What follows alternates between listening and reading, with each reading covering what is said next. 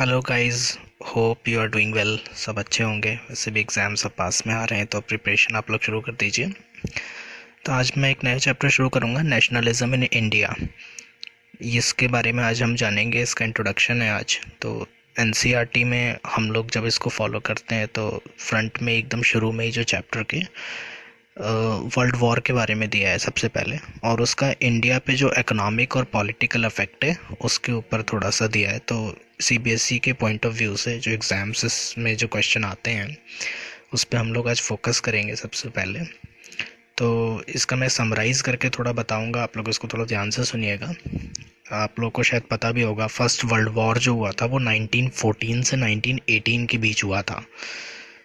तो ये first world war का हमको इंडिया पे अफेक्ट जानना है कि इंडिया की इकोनॉमिक और पॉलिटिकल कंडीशंस पे क्या अफेक्ट पड़ा था फर्स्ट वर्ल्ड वॉर का।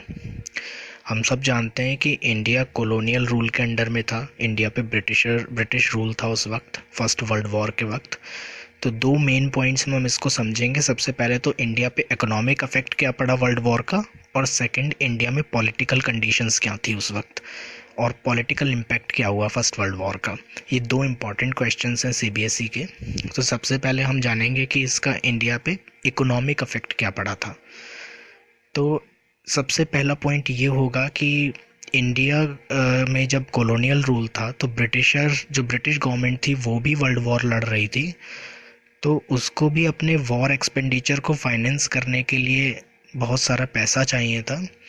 तो वो पैसा इंडिया के लोगों से वसूला गया, टैक्सेस को बढ़ाया गया, कस्टम ड्यूटीज़ को बढ़ाया गया, इनकम टैक्सेस को बढ़ाया गया। तो इन सब टैक्सेस के थ्रू वो पैसा इंडियन पीपल से लिया गया था। सेकंड पॉइंट ये होगा कि जो भी इंडिया के सिटीज़न थे, खैर सिटीज़नशिप तो बहुत बाद में आती है, सबसे पहले जो इंडिया में रहने वाले लोग हैं, those people who were under colonial rules, like villagers, जितने भी पीजेंट फार्मर्स जो थे, उनको फोर्सफुली रिक्रूट किया जाता था ब्रिटिश आर्मी में कि आप हमारी तरफ से आप वॉर लड़ेंगे, as a soldier from Britishers, तो आप ऐसे लड़ेंगे वॉर हमारी तरफ से। और तीसरा पॉइंट ये हुआ कि जो भी फूड आइटम्स थे या जो भी असेंशियल थिंग्स थी जो हमारे नीड की थी उस वक्त इंडिया के लोगों के लिए, उन सब के प्राइसेस बढ़ा दिए गए। उन सब आइटम्स के जिनकी मैन्युफैक्चरिंग गवर्नमेंट करता था, जिनका, उन सब के प्राइसेस बढ़ा दिए गए ताकि ज़्यादा से ज़्यादा पैसा लिया जा सके। कुछ पॉजिटिव इम्पैक्ट भी पड़ा है इंडियन इकोनॉमी पे वर्ल्ड वॉर का, जैसे कि इंडिया की जो इंडस्ट्री थी वो थोड़ी सी एक्सपैंड हो गई, क्योंकि ब्रिटिशर्स जो थे वो अपनी डेली की नीड जो थी उनकी, जैसे कि बैग्स हो गए या क्लोथ हैं, तो वो भी इंडियन इंडस्ट्री से ही लेना उन्होंने शुरू कर दिया। तो ऐसे क्या हुआ, इंडिया में इंडस्ट्रीज़ का एक्सपेंशन हुआ धीरे धीरे। और दूसरी चीज़, क्योंकि रेलवे उस टाइम जो है इस्टेब्लिश थी और large amount of steel plants भी इस्टेब्लिश हो गए थे इंडिया में, वो भी फ्लॉरिश करने लगे थे। तो ये 5 इम्पॉर्टेंट पॉइंट हैं जो बताते हैं कि इस वक्त इकोनॉमिक इम्पैक्ट कैसे पड़ा। तो अगर क्वेश्चन आता है तो सबसे पहला पॉइंट हम बताएंगे कि ब्रिटिश गवर्नमेंट ने taxes, custom duty, income tax बढ़ा दिया था वॉर को फाइनेंस करने के लिए। सेकंड पॉइंट होगा विलेजर्स और फार्मर्स का फोर्सफुली रिक्रूटमेंट किया जाता था। थर्ड पॉइंट होगा कि इम्पॉर्टेंट जो असेंशियल थिंग्स थी, नेसेसिटीज़ थी और फूड आइटम्स थे, उनके प्राइजेस बढ़ा दिए गए थे। चौथा था ब्रिटिशर्स के इस काम के कारण इंडिया की इंडस्ट्री जो थी वो थोड़ा सा एक्सपेंड करने लग गई थी, क्योंकि डेली रिक्वायरमेंट्स का जो भी ट्रूप्स का सामान होता था, लाइक जूट, बैग्स या क्लोथ, वो भी सब इंडिया से लिया जा रहा था। और पांचवा पॉइंट हम लिखेंगे कि स्टील प्लांट्स जो थे वो इस्टेब्लिश हो रहे थे इंडिया में तेज़ी से और फ्लोरिश हो रहे थे। तो ये सारे पाँचों के 5 इम्पॉर्टेंट इकोनॉमिक चेंजेस हैं जो इंडिया में आए थे वर्ल्ड वॉर के समय में। अब हम थोड़ी सी पॉलिटिकल सिचुएशन की बात करें तो पहला नाम आता है सबसे पहले गदर पार्टी का। ये बहुत इम्पॉर्टेंट है, बहुत से लोग इसको छोड़ देते हैं एग्ज़ाम के लिए कि गदर पार्टी का कहीं नाम नहीं है तो हम उसको छोड़ दें, लेकिन वर्ल्ड वॉर के टाइम में गदर पार्टी का बहुत अच्छे से हमको समझना चाहिए। गदर पार्टी इस्टेब्लिश हुई थी सैन फ्रांसिस्को में और इसको किया था लाला हरदयाल ने। 3 लोग इसके फाउंडर माने जाते हैं, जिनमें मेन लाला हरदयाल हैं और इनके संग में लोग थे लाला हरदयाल, सोहन सिंह बखना और मोहम्मद बरकतुल्ला। ये 3 लोग थे। इन्होंने एक गदर नाम का न्यूज़पेपर एक वहाँ लॉन्च किया था सैन फ्रांसिस्को में, जो कि ये बताता था कि इंडिया में कितना ज़्यादा टॉर्चर कर रहे हैं लोगों के साथ, कितना ज़्यादा डिस्क्रिमिनेशन हो रहा है और इंडियन इकोनॉमी को कितना नुकसान पहुंच रहा है कॉलोनियल रूल के कारण। इसी के न्यूज़पेपर के कारण इसका नाम गदर पार्टी पड़ गया था।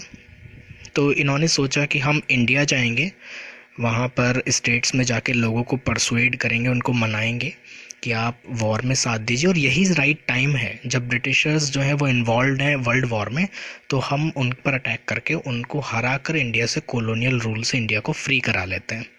तो 21 फरवरी 1915 को ये इन्होंने डिसाइड किया कि डे ऑफ म्यूटिनी होगा इंडिया में, पंजाब में हम शुरू करेंगे।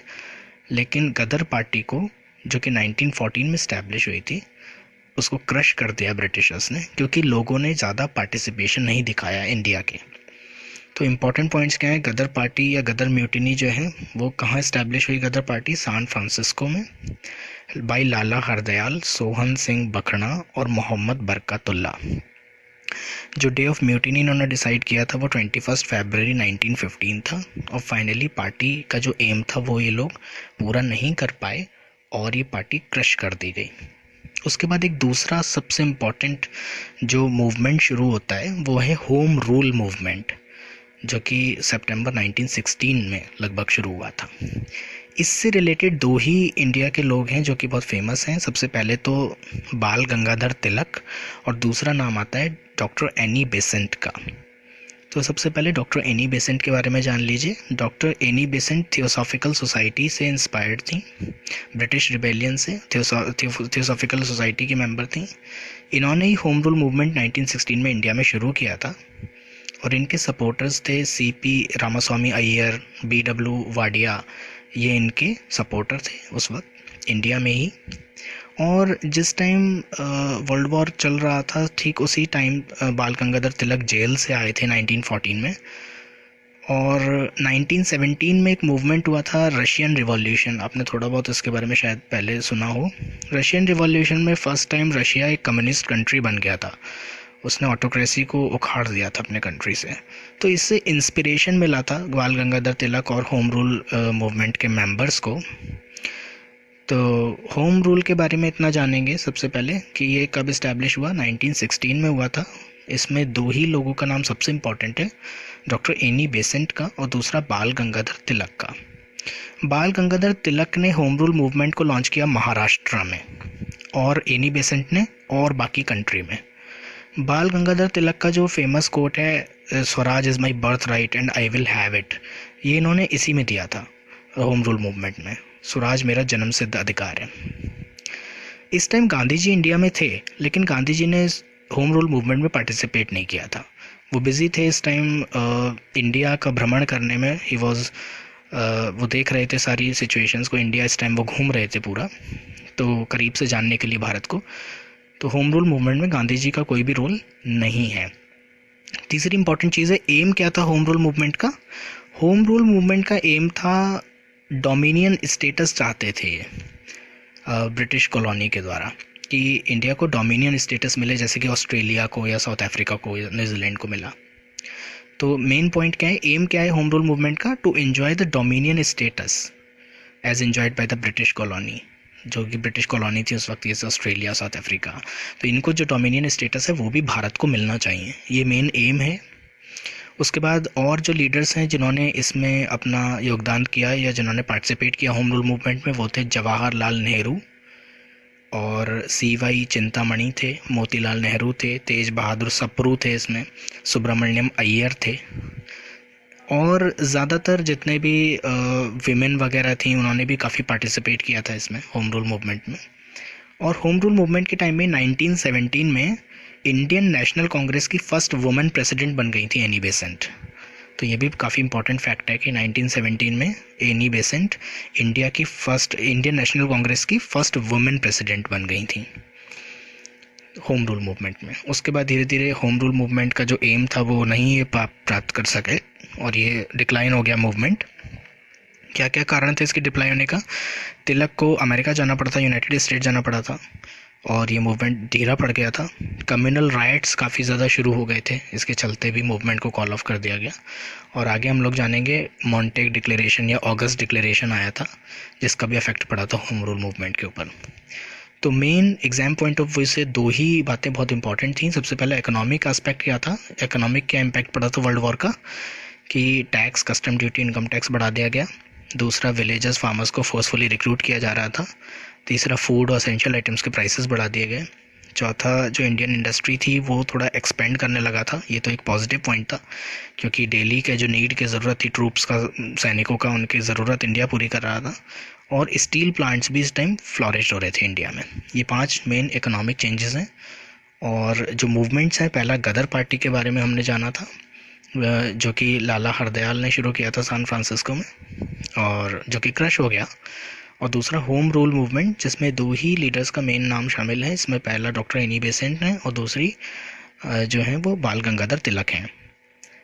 ये भी मूवमेंट अपने जो एम था इसका डोमिनियन स्टेटस प्राप्त करना, वो नहीं पा सका।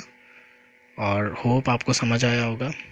तो अब हम लोग नेक्स्ट लेक्चर में देखेंगे कि आइडिया ऑफ सत्याग्रह क्या है, सत्याग्रह क्या है, और गांधी जी का कैसा रोल है इंडियन नेशनलिज्म में। Thank you.